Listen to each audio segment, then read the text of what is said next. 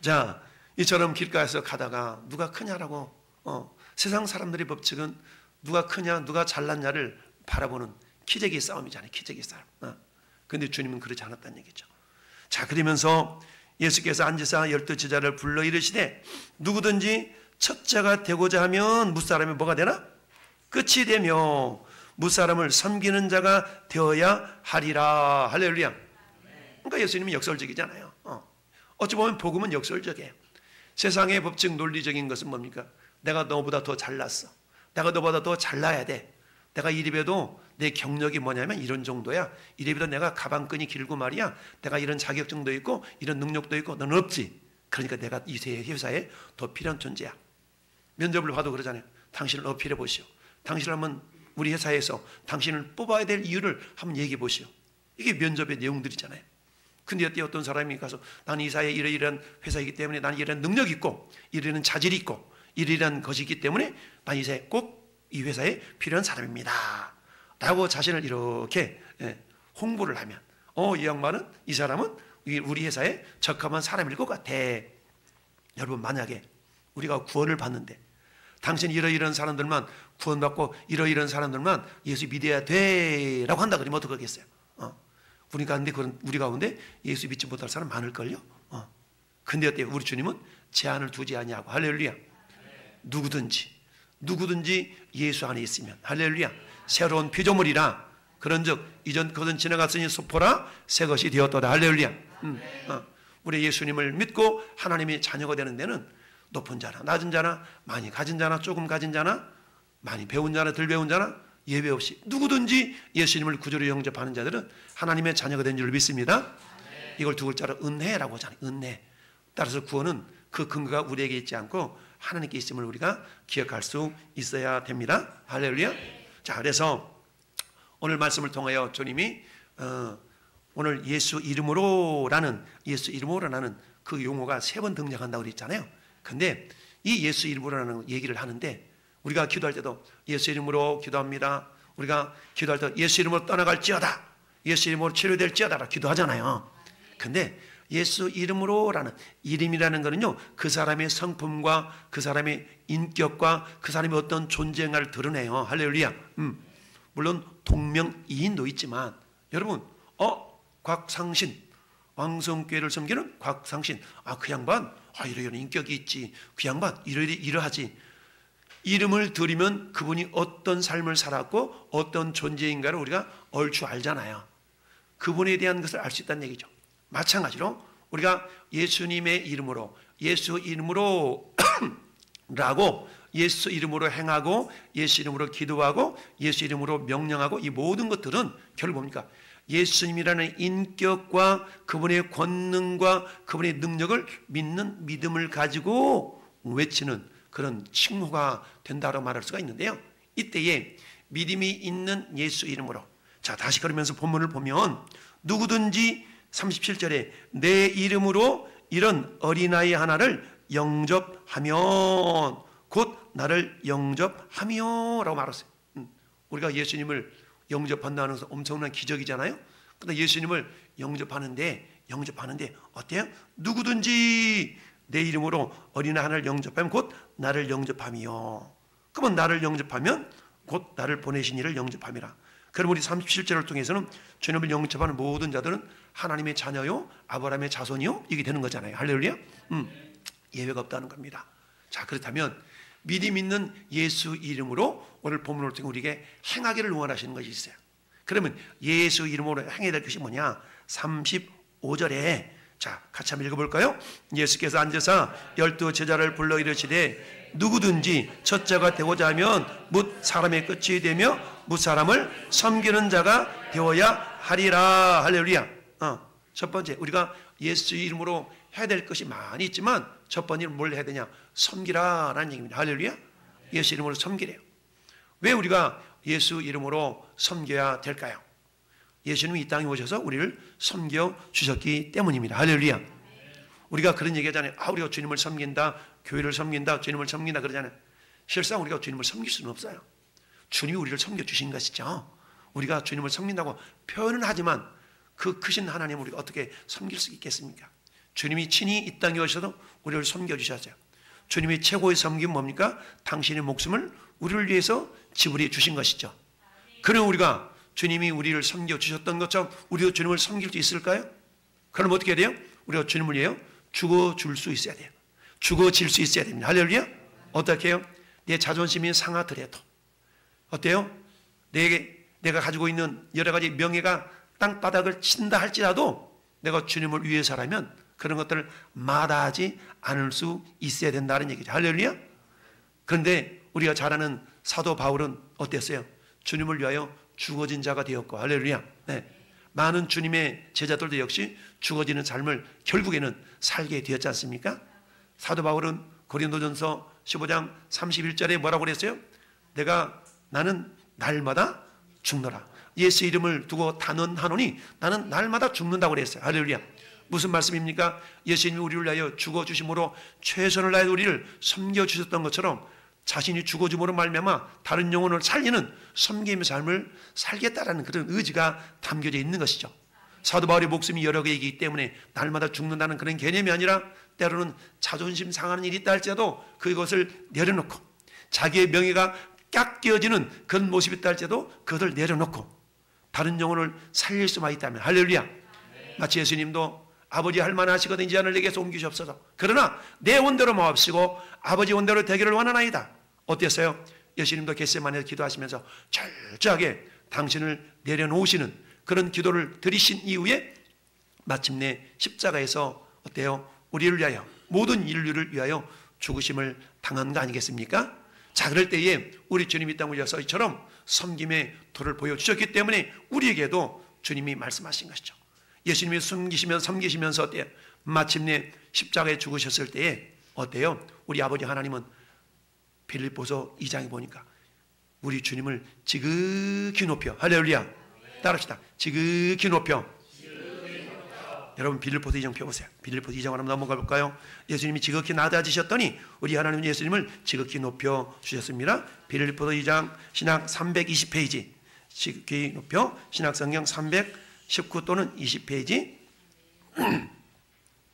자, 8절 같이 읽어봅시다. 시작. 사람의 모양으로 나타나사 자기를 낮추시고 죽기까지 복종하셨으니 곧 십자가에 죽으심이라. 아멘. 우리 주님이 낮아지심으로 우리가 구원을 받았습니다. 이처럼 주님이 낮아지셨더니 아버지 하나님 어떻게 복을 주셨나? 9절 읽습니다. 시작. 이러므로 하나님이 그를 지극히 높여 모든 이름에 뛰어난 이름을 주사. 아멘. 모든 이름 위에 뛰어난 이름을 주사. 할렐루야. 모든 입으로 예수 그리스도를 주라 신뢰할 수 있는 영광을 얻게 하신 줄 믿습니다. 마찬가지 주님의 제자들이 길에서 누가 크냐? 내가 좀 더 크지? 내가 좀 더 충성하고 있지? 내가 수지자잖아. 그래도 내가 주님과 동행할 때 항상 베드로, 요한, 야곱은 서로 따라다니잖아. 그러니까 우리가 큰 자야. 이렇게 얘기합니다. 그럼 다른 제자들이 어떻게 했어요? 저 자식들 그러면서 나도 열심히 하고 있는데 나도 큰 자인데 이런 모습을 보이고 있지 않았겠어요? 그 모습을 주님이 모르실 리가 없어요. 그래서 주님 말씀하시는 겁니다. 너희가 누구든지 크고자 하는 자가 있느냐? 첫 번째가 되고자 하는 자가 있느냐? 그것은 말이야 섬기는 자가 되어야 돼. 할렐루야. 섬기는 자가 되어야 돼 라고 주님이 말씀하셨습니다. 여러분, 서기관과 바리새인들이 예수님께 책망을 받았던 이유가 뭡니까? 나는 저들과 달라. 이래도 말이야 나는 말이야 일회에 일주일에 2번씩 금식하거들라. 나는 소득의 11조 따박따박 드렸거든. 저 세리들보다는 달라. 내가 이래도 나는 의로워. 근데 어때요? 세리와 창녀들은 감히 하나님께 나아가지도 못하고 주여 나는 죄인입니다 라고 하늘을 쳐다보지도 못하고 그렇게 기도했던 거 아니겠어요? 근데 주님은 뭐라고 말씀하셨습니까? 누가복음 18장 14절에 내가 너에게 이르노니 이에 저 바리새인이 아니고 이 사람이 의롭다 하심을 받고 그의 집으로 내려갔느니라. 무릇 자기를 높이는 자는 낮아지고 자기를 낮추는 자는 높아지리라 하시니라. 할렐루야. 여러분, 믿음이 있는 그런 모습으로 예수 이름으로 라는 것은 어떤 의미겠냐? 섬기는데 무엇을 가지고? 믿음을 가지고 섬긴다는 얘기입니다. 할렐루야. 여러분, 원어를 보면 여기 보니까 에피토 오노마티라고 하는데요. 오노마라는 말이 이름이에요. 이름. 에피토 오노마티. 근데 우리가 보통 그잖아요. 그 링컨 대통령이 연설했던 위대한 연설 가운데 뭡니까? 국민에 의한 국민의 정치인가? 뭐 이런 게 있잖아요. 그래서 뭐 by the people, for the people, of the people 이렇게 영어로 얘기하잖아요. people인데 앞에 달리는 전치사가 of냐, for냐, 또 by냐. 여기에 따라서 의미가 달라지거든요. 마찬가지 예수님의 이름이라는 똑같은 이름은 있지만 그 이름 앞에 붙는 전치사에 따라서 의미가 사뭇 달라지는 거예요. 그래서 for the people, of the people, by the people처럼 영어의 전치사가 붙음으로 말미암아서 국민에 의한 국민의 정치 여기 달라지는 것처럼 우리 원어에도 그래요. 근데 오늘 예수 이름으로라는 단어는 같은 단어이지만 의로라는 단어가 전치사인데 이 전치사가 달라요. 그래서 예수님께서 말씀하고 있는 내 이름으로라고 했을 때는 여기서는 에피라는 전치사가 붙어요. 따라서 에피라는 전치사가 붙었어요. 이 에피라는 전치사는 예수 이름으로라고 했어요. 이름으로라고 해서 그 에피라는 전치사는 믿음을 가지고 진정성을 가지고 이런 의미가 담겨져 있는 거예요. 그와 반면에 오늘 38절에 어떤 자가 주의 이름으로 귀신을 쫓아내는 것을 우리가 보았습니다 라고 했을 때 이 이름으로라고 하는 것은 전치사 다른데 넘겨보세요. 여기 보면 봅시다. 엔토 오노마티 N이라는 단어, N이라는 전치사인데 이 N이라는 전치사는 한마디로 말하면 무엇을 목적 삼거나 수단과 방법적인 의미로 붙여진 전치사가 저거 N이라는 전치사예요. 오늘 본문 속에서 그렇습니다.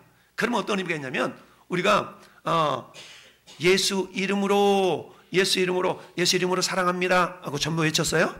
예수 이름으로 축복합니다 했어요.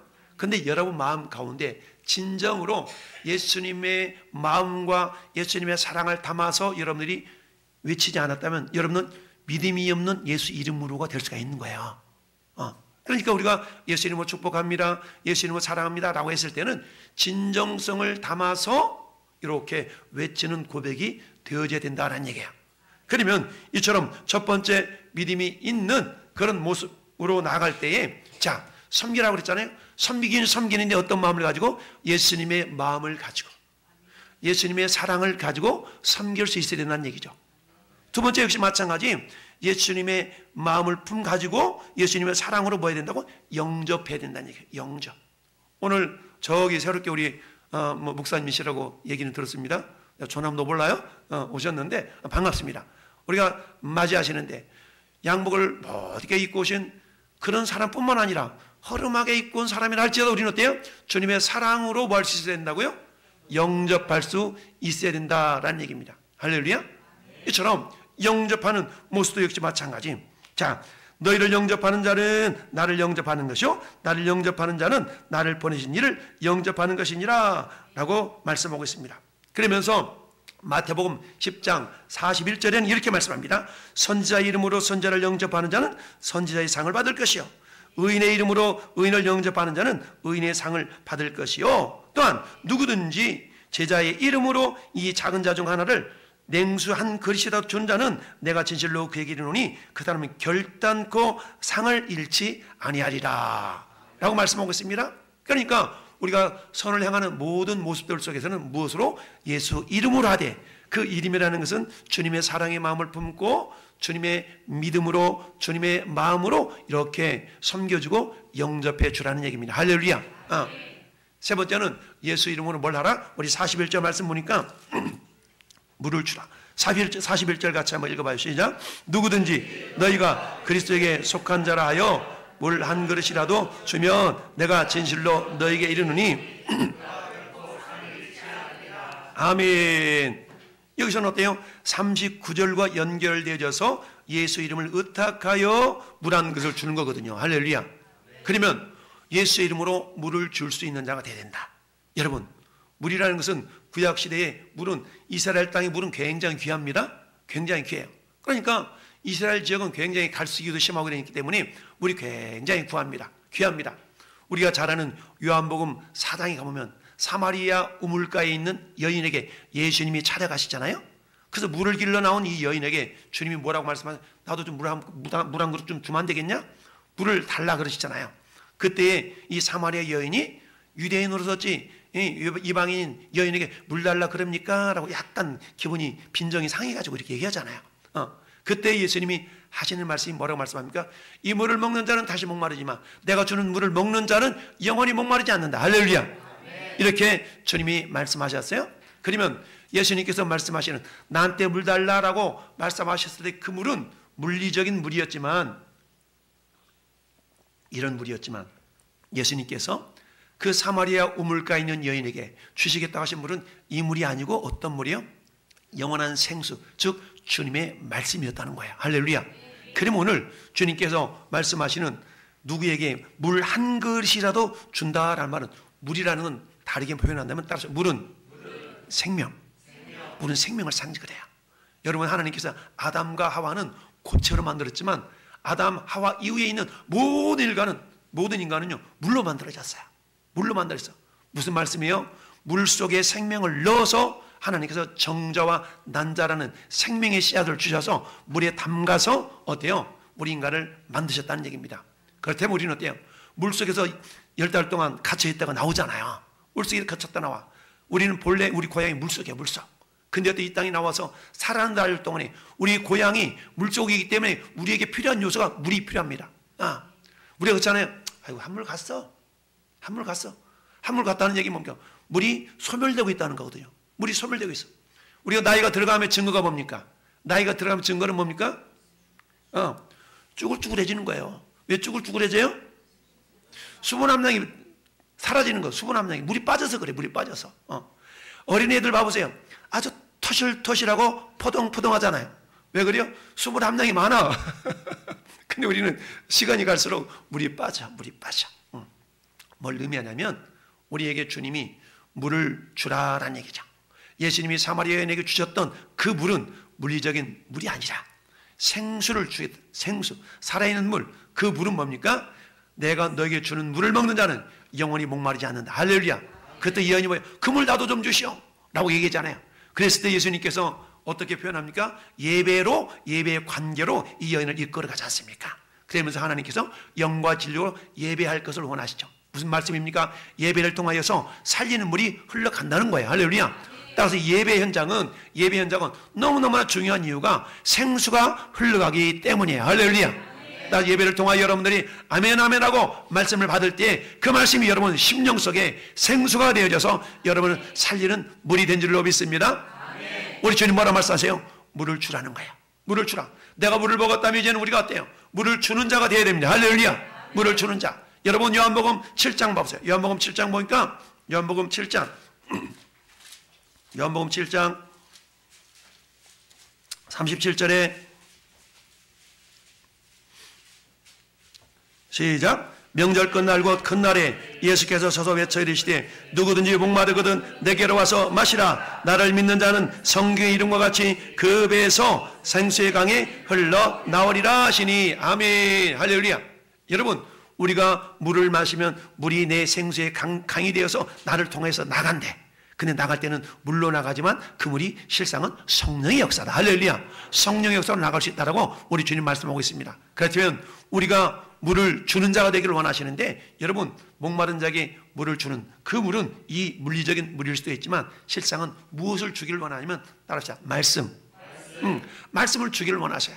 우리가 11월 17일 추수감사주일에 우리는 구원대의 초청주일로 이렇게 정하여서 잃어버린 영혼들을 주께로 초대하는 그런 날이네. 저는 여러분들이 주어야 될 건 다른 게 주는 게 아니에요. 가장 귀한 생명의 말씀을 주는 자들이 되어야 될 줄로 믿습니다. 그러기는 어떻게 해야 됩니까? 줄 물이 있어야 되겠죠. 줄 물. 그러기 위해서는 어때요? 우리 주님이 요한복음 7장에 말씀하신 것처럼 누구든지 목마르거든 내게로 와서 마셔라 라고 말씀하고 있습니다. 주님이 주시는 물을 우리가 마음껏 들어 마셔서 그 말씀의 물을 우리가 전해줄 수 있는 자가 되어야 될 줄로 믿습니다. 여러분, 마태복음 25장에는 양과 염소의 비유가 나옵니다. 여러분, 양, 오른편에 있는 자를 양이라고 그러고 왼편에 있는 자에게 염소라고 그러는데, 오른편에 양들을 향하여서 주님은 마태복음 25장 34절에 그렇게 말씀합니다. 오른편에 있는 자들이여 내가 너희를 위하여 예비된 그 나라를 상속받으라. 할렐루야. 그날은 천국을 의미하잖아요. 그러면서 너희가 내가 힘들었을 때 도와주고 목마를 때 물을 주었고 내가 갇혔을 때 돌아보았느니라 이렇게 얘기하잖아요. 그러자 그 제자들이 얘기합니다. 우리가 언제 갇힌 걸 돌아보았고 목마른 자에게 물을 주었으며 이렇게 했습니까? 라고 물어보자 마태복음 25장 40절에 이렇게 얘기합니다. 임금이 가라사대 때 내가 진실로 너희에게 이르노니 너희가 여기 내 형제 중 지극히 작은 자 하나에게 한 것이 곧 내게 한 것이니라. 할렐루야. 지극히 작은 자에게 한 것이 내게 한 것이래. 근데 그 작은 자라는 단어가 오늘 본문에 나오는 어린아이와 같은 단어. 따라서 파이디온. 네, 파이디온은 어린아이거든요. 이 어린아이가 파이디온인데 오늘 예수님께서 마태복음 25장 40절에 나타나는 작은 자라는 단어나 오늘 본문에 나타나는 어린아이나 같은 단어예요. 이 어린아이는 파이디온이라는 단어인데 이것은 때로는 갓난아이에도 표현되어지고 소년으로도 해석이 되어지고 어린아이에게도 해석이 되고 다양하게 해석이 되거든요. 어쨌든 이 어린아이의 특징이 뭡니까? 스스로가 살아갈 수 없는 능력이 있는 자를 어린아이로 표현하잖아요. 그 어린아이에게 어때요? 내가 생명을 주는 자가 될 때에 우리 하나님은 그에게 상이 넘치게 된다라고 말씀하고 있습니다. 할렐루야.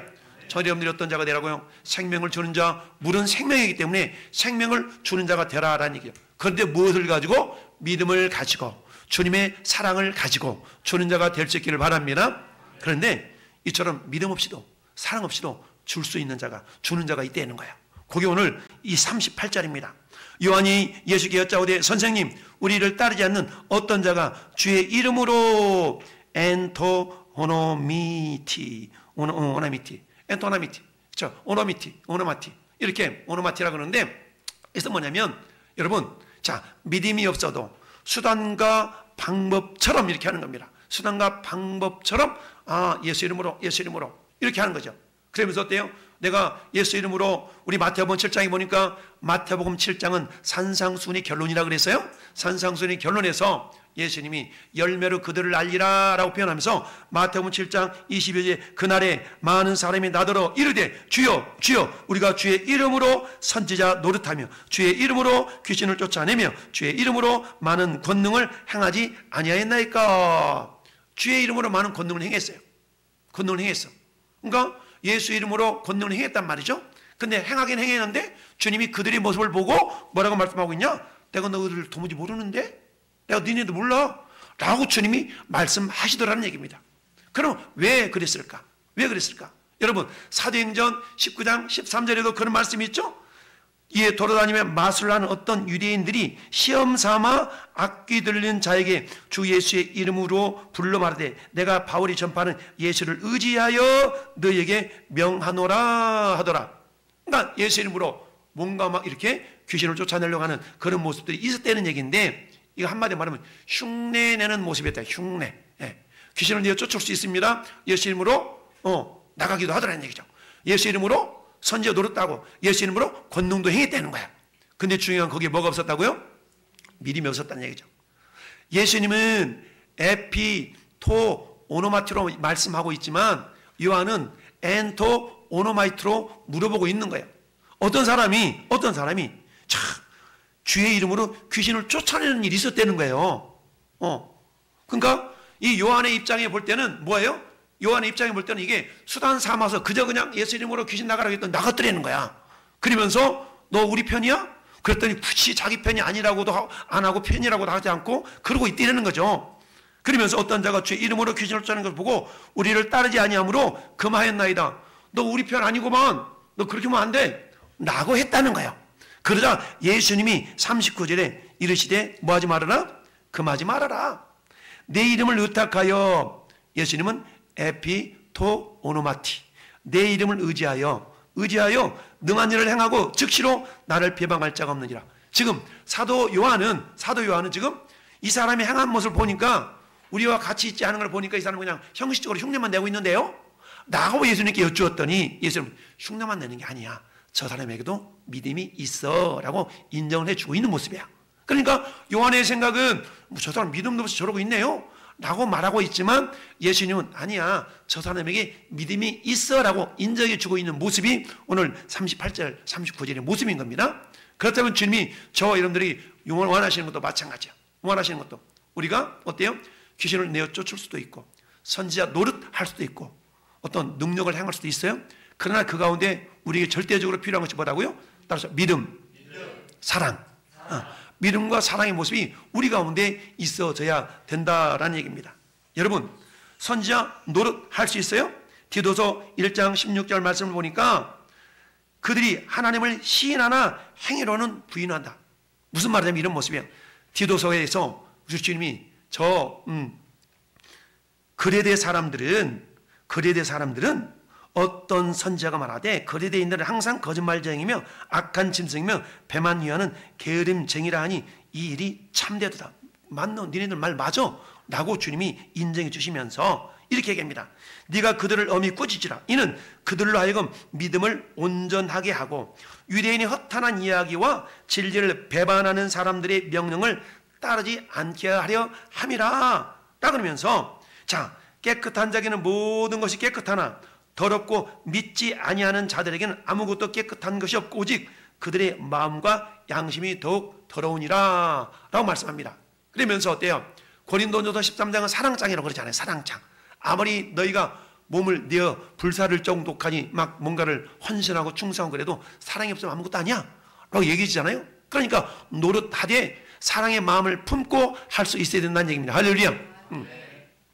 그러면서 우리에게 주님이 종교 생활의 위험성을 말씀하고 있는데, 종교 생활의 위험성.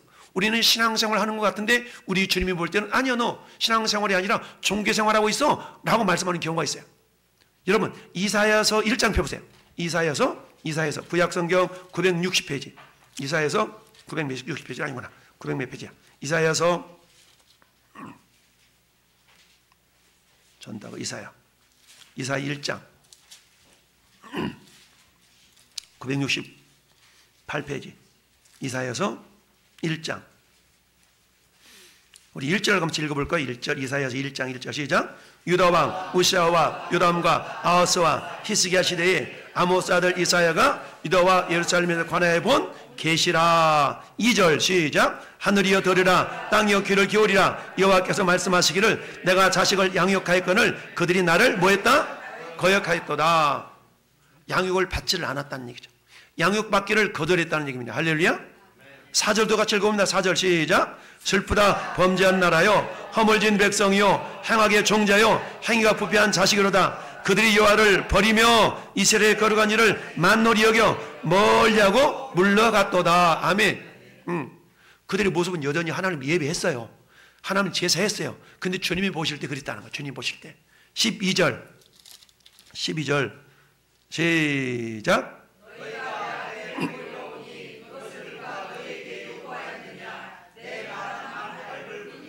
내 마당만 밟을 뿐이니라. 주님이 보실 때 그렇더라는 거예요. 왜요? 형식, 내용, 하나님을 공경하고 하나님을 사랑하고 하나님을 믿는 마음으로 하나님을 제사하고 예배하는 것이 아니라 그 내용은 사라지고 껍질만 남아가지고 하나님을 예배하는, 하나님을 제사하는 그들의 모습을 바라보며 주님이 책망하고 있는 겁니다. 할렐루야. 이처럼 종교 생활이라는 그런 거거든요. 형식은 있어요. 형식은 있어. 그러나 내용이 없어요. 어느 틈인지 물이 다 말랐어. 물이 바싹 말라가지고 되게만 하면 으스러지는 그런 우리 종교인들과 같은 그런 신앙인이 되지 말고 신앙인이 되어야 돼요. 어때요? 여러분, 물이 풍성해. 이파리가 물이 있을 때는 바스러지지 않지만 물이 바싹 말라버리면 바스라져. 여러분, 이파리가 떨어져서 수분기 없으면 바스라지지 않아요. 바스라져. 우리 신앙도 마찬가지. 물이 없으면 바스라져. 물은 말씀이요, 전화의 가운데 말씀으로 가득 채우지 않으면 우리가 바스러지는 그런 신앙이 될 수가 있어요. 이걸 신앙이라기보다는 종교인이라고 말할 수 있다는 얘기입니다. 할렐루야. 그래서 어때요? 말라기, 신약 구약 성경의 마지막 성경 펴보세요. 말라기 1장. 마태복음 앞에 말라기 1장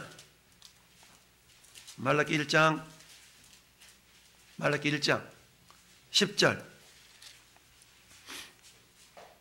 시작. 만군의 여호와가 이르노라, 너희가 내 제단이 헛되이 불사르지 못하게 하게 하여 너희 중에 성전문을 닫을 자가 있었으면 좋겠다. 내가 너희를 기뻐하지 아니하며 너희가 손으로 드리는 것을 받지도 아니하리라. 아멘.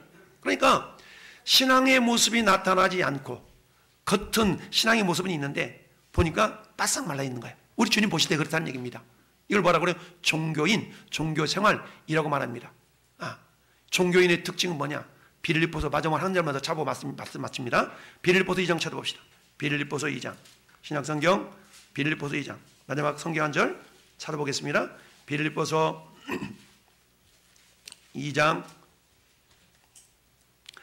21절 22절 두 절 같이 봅시다. 시작. 그들이 다 자기를 구하고 그리스도 예수의 일을 구하지 아니하되 디모데의 연단을 너희가 안 하니 자식이 아버지에게 함같이 나와 함께 복음을 위하여 수고하였노라. 아멘.